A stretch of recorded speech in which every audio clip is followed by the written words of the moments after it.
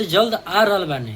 ये हम नहीं कहत, ये हमारे खेसारी लाल भैया कह रहे हैं कि बहुत जल्द आ रहल बानी। आखिर कहाँ आ रहल बानी, ये पूरा वीडियो देखम तबे मालूम चली कि बहुत जल्द आ रहल बानी, कहाँ आ रहल बानी। और वो गाना के नाम बा गरम रोटी। बताइए, गर्मी में भी खा तड़े रे खेसारी भैया गरम रोटी। यानी कि गाना जौन गाना के नाम बा गरम रोटी, ई कौना चैनल से आई, इरवा फुल वीडियो देखम कहीं पर भी हम बता सकता नहीं कि वीडियो यानी कि गाना कहाँ से आई। अगर एक गाना में फीमेल सिंगर के बात कल जाओ तो गाना में शिल्पी राज, हाँ शिल्पी राज गाना के गईले बाड़ी खेसारी संगे ड्यूट के लिए। यानी खेसारी लाल भैया के गाना के अभी से गरम रोटी के मतलब ढेर सारा कमेंट वीडियो के माध्यम से लोग देखा देवे कि ढेर सारा कमेंट पर कमेंट आ रहा बा कि भैया कहिया आई गाना। ई गरम रोटी जौन बा कि मतलब बहुत जल्द, अब का कहीं रहो कि बहुत जल्द आ रहा बा रौरा लोग के बीच में गाना। कैसे कि जौन गरम रोटी बा, आखिर गर्मी में भी गरम रोटी कैसे हो सकेला। गर्मी में भी गरम रोटी खेसारी लाल भैया खाइल पसंद करताने।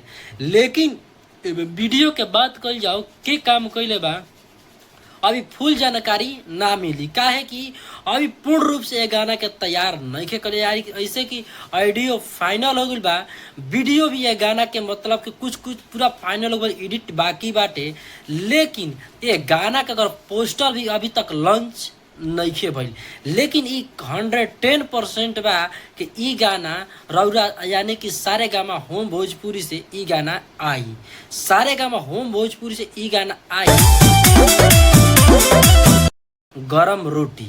तो रौरा लोग बानी जा तैयार न, तो अगर बानी जा तैयार तो खेसारी भैया का नाम लेकर एक बार कमेंट में लिख देखे हुई गरम रोटी।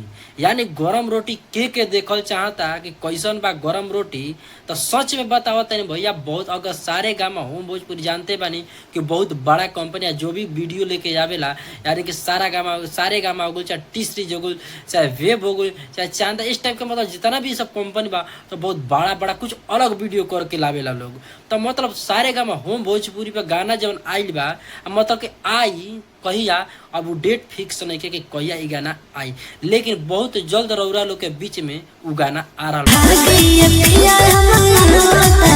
कैसे कि गरम रोटी जौन बा यानी कि बैक टू बैक रौरा के अगर बता दी कभी 3-4 दिन के अंदर में मतलब खेसारी लाल यादव मतलब कि गाना लेके आगे 3-4 एल्बम।